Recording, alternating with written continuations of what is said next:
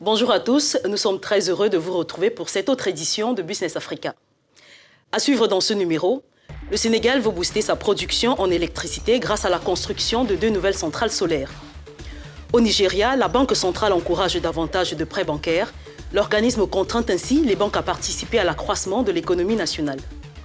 Un régime de change flexible selon le président ivoirien pour l'ECO, la nouvelle monnaie ouest-africaine qui conservera pour un long moment encore sa parité fixe avec l'euro. C'est un des projets les plus ambitieux dévoilés par le Sénégal qui annonce la construction de 2 centrales solaires d'ici 2020.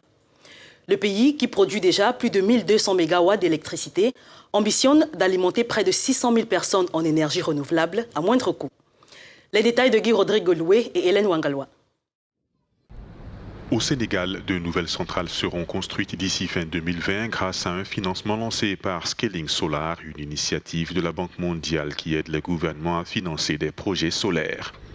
Les 2 centrales situées à près de 100 km de la capitale auront une capacité de production de 35 et 25 MW respectivement.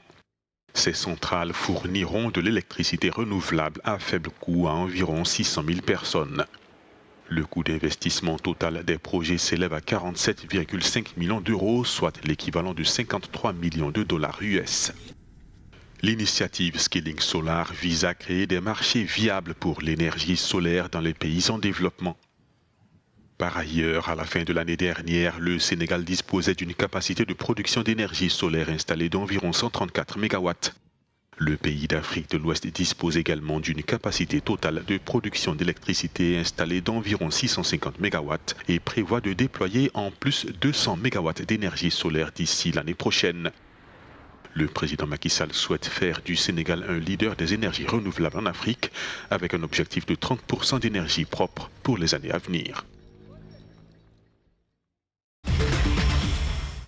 Les banques devront davantage prêter par peur d'être sanctionnées par la Banque centrale du Nigeria.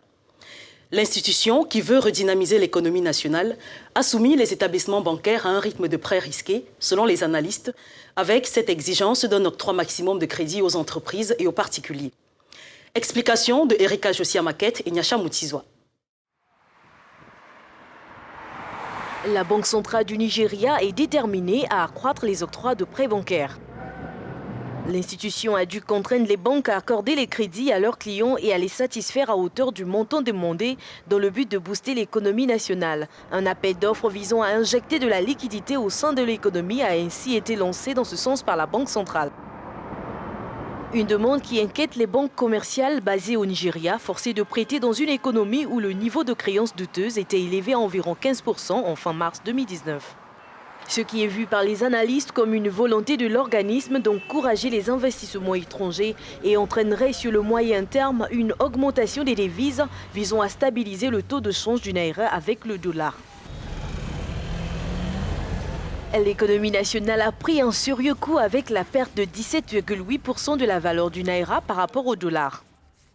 La décision de la Banque centrale pourrait entraîner plusieurs conséquences, notamment une double sortie des capitaux par des investissements sur des marchés étrangers. Elle pourrait ainsi emmener les investisseurs étrangers à céder leur participation aux nationaux ou à l'État. Quelle valeur pour la monnaie éco qui remplacera dès 2020, telle qu'annoncée par le président ivoirien, le franc CFA? Et surtout, quel avenir pour les pays ouest-africains? Des questions auxquelles notre invité apportera des éclairages en seconde partie du programme. A tout de suite.